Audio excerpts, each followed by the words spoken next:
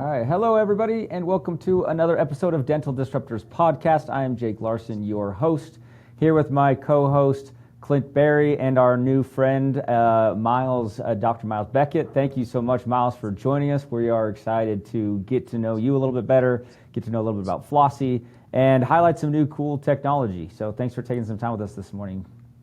Awesome. Yeah, thanks so much for having me on the podcast. I appreciate it. So, Miles, before we get into Flossy, learning about the technology that you are bringing to the market, just let's start and get to know you first of all. We love to ask people how they got into dentistry. There's always some fun stories there. So, how did you get into dentistry? Obviously on the technology side, but let's start there. Sure. Yeah. So I've been I guess I'm a serial founder at this point. So started in tech in 2005 with sort of beginning of Web 2.0. Originally, I am a medical doctor. I was a neuroscience major at Berkeley as an undergrad and then went to UCSD for med school. But when I left medicine in 2005, I was like, I'm never doing anything in healthcare ever again. My first startup was a digital media company in the early days of YouTube. I sold that company in 2012. And then I got kind of pulled back into healthcare. One of my anesthesia buddies was complaining about things, and we ended up starting a credentialing business. That was my last company that I sold in 2019. And then my partner and I on that business were just kind of talking about different ideas, looking at different verticals. We knew we wanted to do something in healthcare. We were talking before, and like healthcare is just so kind of archaic, and they're really, technology still is like really revolutionizing those industries. And we got excited about dental. And so we actually started Flossy originally in 2020 as a marketplace, matching patients to dentists and helping them save money at the dentist. We were what's called a dental discount plan. And so that's what initially got us in there. And then I can tell you more about how we ended up with the current version of Flossy. Oh, that's fascinating. I did not know that you are a medical doctor. I just saw a doctor and in dental. I just assumed that you had practiced. That's the first time in all of our time doing this that we've run into a medical doctor in dental. That's really fascinating. Yeah, it's the fact that I'm a medical doctor is sort of random, right? And I was a plastic surgery resident. That's what I was kind of doing. And then I left the surgery program after my internship, and I worked for about 1.5 years as an urgent care doctor. Again, a long time ago, back when I was kind of getting into tech. Okay, cool. So you start Flossy. You are providing something different than what you're doing today, or does that still exist? No, we shut that down. So we started out again as a marketplace. So basically, we had negotiated fee schedules with dentists around the country. Patients could search our directory, find a dentist on our platform, book an appointment, and then see that dentist and then get their work done. Our model was somewhat unique in that we didn't charge a monthly or an annual fee for using our discount plan, and we made money by charging a transaction fee whenever the patient checked out at the dentist. So we functioned almost like a DSO in the sense that we were doing local marketing in markets around the country.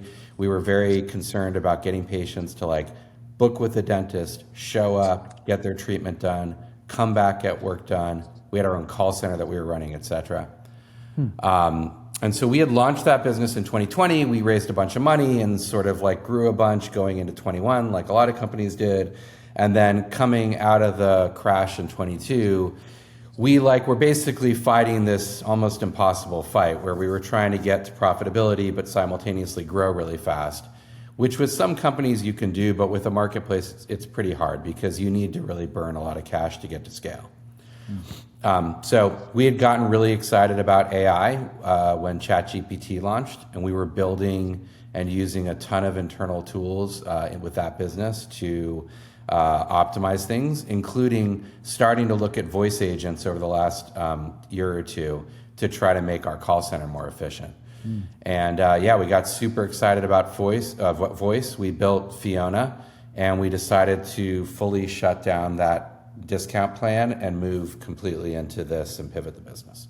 That's fascinating because kind of step back to our early days at Weave. Weave started as a call center doing recall, and then learning, we need access to practice management software. How can we do this? And Weave was born out of the call center phone world. So that's kind of a cool little correlation there. So That's interesting. Yeah.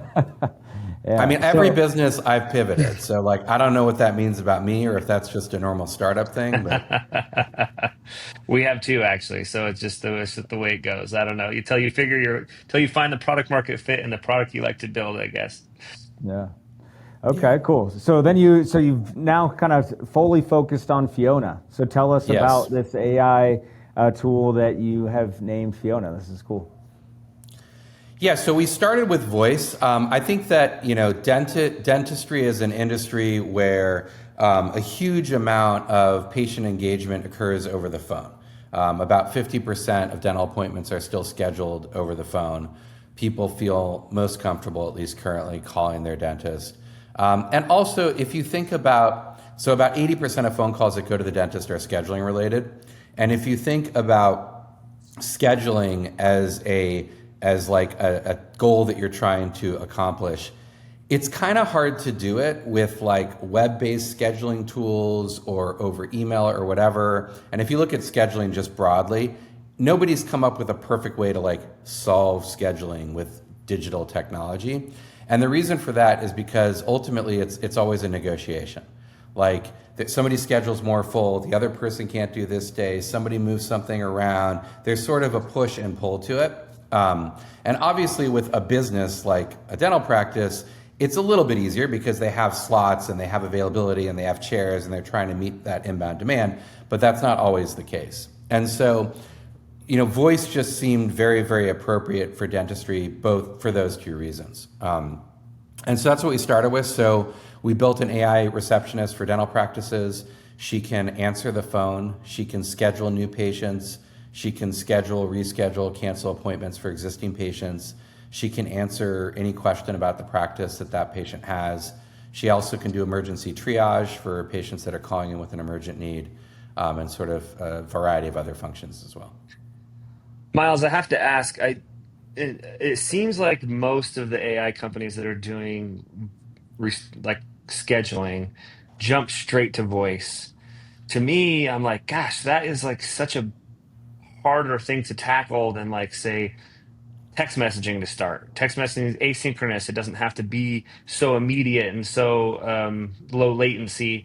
And so I'm trying to figure out, is it just because the most of the scheduling is happening over a voice? Is that what the main driver is? Like, why not do texting or something a little asynchronous first to get your feet wet? But it seems like no one did that. There's not a single company I know that does AI scheduling over text. I think it's a couple of reasons. So one is there is a huge volume of inbound phone calls that these practices receive. Again, 80% of calls are scheduling related, and about half of people are scheduling via phone for dentistry. So there's a lot of volume. The second is that the existing solution, which is voicemail, yes, there are humans during the day, but after hours and weekends, and oftentimes during the day when they don't answer, it's voicemail. That solution, you can't get worse for scheduling, right? Like it doesn't do scheduling. All it does is it takes a dumb message and then like you can call them back the next day. And there's a lot of industry data that if you don't call a new patient back in the first hour to book them, you're not going to get that booking. When we were running a call center, we found that it was like 30 seconds a minute. There was a pretty big drop-off rate in our call conversion, booking conversion. And so time is of the essence, and nothing is better than real time just answering it and booking them. Okay, that makes more sense. So it's really just because the volume is there, and after hours, it does, people are calling. Correct. They're not Yeah. texting. Yeah, Okay. correct. Yeah, and then finally, it is hard, again, that negotiation aspect of it. Like when you listen to some of these calls, like, they're crazy. And like the fact that Fiona can handle it is also like nuts. But like, you have a person calling in and they're like, yeah, I want to schedule I have 3 kids that I'd like to schedule. They schedule the first one, or they schedule one kid and they're like, oh, actually I have 2 more kids. And it's like, okay, Yeah. and I want them to all be around the same time. Okay, Yep. well now we have to reschedule that first kid that we just did, and we have to now find slots where there's availability around each other for 3 kids. And then midway through, they decide that actually Thursday doesn't work great and they prefer Friday. And like, if you were doing over text, like, I don't even know how you could do it, or it would take like, I don't know, an hour or something. Yeah, that's true. It's challenging. So There's an aspect of the dynamic nature of a voice conversation that that I think makes it easier to do the scheduling. I will say that Okay. real-time chat and real-time texting back and forth probably will approximate that, and we are doing that right now. We're actually about to go live with that as well. Very cool. Very That's cool. crazy. It's crazy how fast it's accelerating, you know, Oh, the ability to do these things and handle those complex scenarios. It is fascinating. What's been your experience so far, Miles, as far as the general acceptance of AI phone and receptionist inside of the dental market? yeah. So I mean, the reception's been great. Like, so I think we're one of the later entrants to the space. There were a few other AI receptionists in dental when we decided to pivot. There are now, I would say, even more. But we launched the product. Well, we were like in a closed beta at the beginning of the year, and we really launched it publicly in like March, April. And I mean, the growth has been essentially vertical. Like, it's unlike anything I've seen. The only thing I've seen like this was the very, very first thing I did, which was this channel on YouTube that I created that became the #1 channel on YouTube from like '06 to '08. But that wasn't a revenue growth. It was like a viewership and like, I don't know, international mind share growth or whatever, which that was absurd. But this is crazy. Like, the traction is insane. The inbound interest is nuts. The closing percentages that we're seeing are like unlike anything I've seen. And then the results are crazy. Like, the amount of, we really look at new patient bookings, like the amount of new patient bookings they're getting from after hours calls, and then work taken off their plate, rescheduling, canceling, answering questions, etc. Like, the ROI for these practices is, I mean, almost instantaneous. Like, they're getting 4 to 8x ROI based on their spend with us, which probably means we can raise pricing at some point. But like, for right now, it's like a ridiculous value. That's one of the things I think has been really cool to watch over the last few years as we've been close to some of these phone solutions like what you're offering, is that I feel like there's been some hesitancy from the market in general to adopt this because that relationship with the patient is so important to them, and they're like, man, I don't know if I trust it. And I think a lot of people maybe saw it as a replacement for the front office, but I think that it started to change and evolve where people are really recognizing that it's not necessarily designed to be a replacement, but to fill in those gaps, like after hours or calls that you would have otherwise missed, revenue that was on the table that would just simply be missed because of not having staffing or being open or whatever it might be, to capturing those. And just that in and of itself has made a massive impact, like you're saying, but then also leading people to have more confidence that, oh, okay, maybe when I am open, I can also have it take overflow calls and these other things that continue to maximize the return of, or the value that all these incoming calls have, and we're getting as many of those as we possibly can. It's been a cool shift to see people become more accepting of this technology. Yeah, for sure. I mean, and like I was saying, there were some other AI receptionists in the market last year, and I would say that I think that they were growing and doing fine, but like, it felt like even at the beginning of this year, there was more hesitancy. In the last quarter or two, that's really changed. And also the technology's gotten way better. Like, we tried to build an AI voice receptionist in 2023 to replace our call center, and it was unusable. So we scrapped it. We tried again in summer of 24, and that's when we were able to build a proof of concept where we're like, oh, this is actually pretty good. And we could see like, this could be, probably wasn't really sellable then, but we're like, we could see that it's going to be sellable probably pretty quickly. So I'd say way less hesitancy. And it depends on the practice. Like, people get their feet wet for sure with after hours. They then start doing overflow. I don't see this as a human replacement like in the near term. I see it really for filling in those gaps. We have some interesting features we're going to be launching soon that I think will be pretty powerful for call centers as an enabler for those call centers. But yeah, I think if you're a practice that understands your marketing numbers and understands the fundamentals of your business, which some small practices do, many groups and basically all DSOs do, they recognize that like every lead that comes in is gold.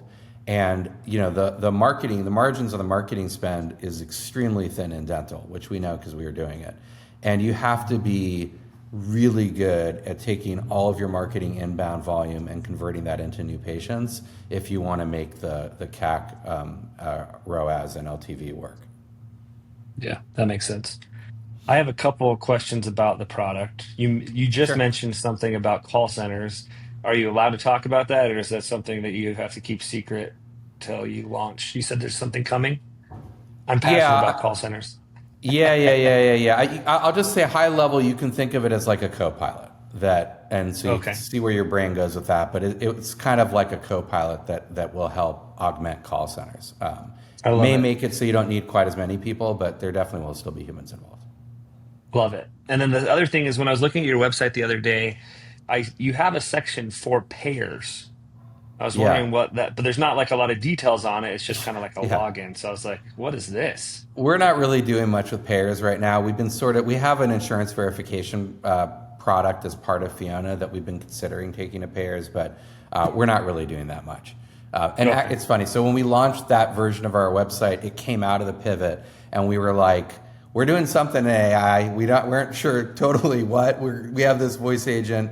Maybe there's also a patient section too, but there's going to be a revamp of the website that I think you'll see will be even more focused. What we really are focused on at this point is building a comprehensive AI-driven patient engagement platform for dental practices. So you can think of that as voice, text, email, like all the different channels, all the different modalities, all the different ways of interacting, and with voice being like kind of like our starting point and like I think our key advantage in the market. So what has been like your biggest, like the hardest thing in dentistry as you're in this product and selling it? What's the hardest thing about being in dentistry or this product that you wish would Sure. be better? I think there's several things that are challenging. The thing that immediately comes to mind is scheduling. So very relevant to what you guys are doing, and obviously we love working with you, and it's been a huge help with integrating with PMSs. But like I think the integration with the PMSs plus the scheduling logic is challenging, and I think that is a key advantage for us, having been in dental with a software product that was effectively a scheduling product itself, right? We're booking patients to go to the dentist. We already had tons of experience with building scheduling logic for all of the nuances of dental practices. But I think that's challenging. Every practice has their own way of scheduling. Sometimes that's a good thing. Sometimes maybe they shouldn't be that, specific. We actually now have a dental consultant that's working with us to work with practices to help them redo good. scheduling rules. Yeah, and also just work on their practice overall to grow revenue and profitability. So I think that's one. The second, you mentioned it earlier, is the latency. So, voice is, AI itself is obviously the cutting edge of technology, but voice is even one step more cutting edge and more challenging because you have all of the difficulties of reining in LLMs and making them not hallucinate and not be crazy and actually deliver results that are usable by a customer. And you also have to do it in milliseconds. So I would say that's probably the second challenge. And that might be it. I mean, I kind of hit on it, but all the prompting, there's all this core LLM stuff that in and of itself is not a totally solved problem. How do you QA these systems? How do you build evals? All this stuff is right. All this stuff is still evolving, right? Miles, you would Yeah. be shocked the number of requests that we get on a monthly basis for PMS integrations from people that say they're going to go do a voice AI receptionist for dentistry, and without fail, they all try to get into our API and they want certain endpoints that just give them the scheduling outputs, like it's just cut and dry. Yeah, And yeah. people that They all know think it's going to dental, be simple. yeah, they all Yeah, they're all think like, it's "This is pretty easy. There's simple. there's openings, and There's you put them in openings. the openings." You're like, it's not like So that. complicated. Not even Yeah, close. And yeah, so very few of them make it past. I mean, every treatment type we have has separate scheduling logic, right? Yeah. So yep. it's that granular. Yeah. And I mean, again, I think that's been a differentiator for us. Our scheduling logic layer is hyper customizable. Like we can't do anything, but we can do a very broad range of like Yeah. nuanced logic. That's awesome. Well, How does your onboarding work for that? I'm curious. Like, is it like do you have to go through a series of forms or? Yeah, we do a hybrid. I mean, we do data syncing and sucking data in from the PMS to start. We use LLMs to analyze their scheduling rules, like their schedule historically to like interpret what the scheduling rules might be. We generate like a document, we review a document, we have like a QA process with the customer. yeah, So that's awesome.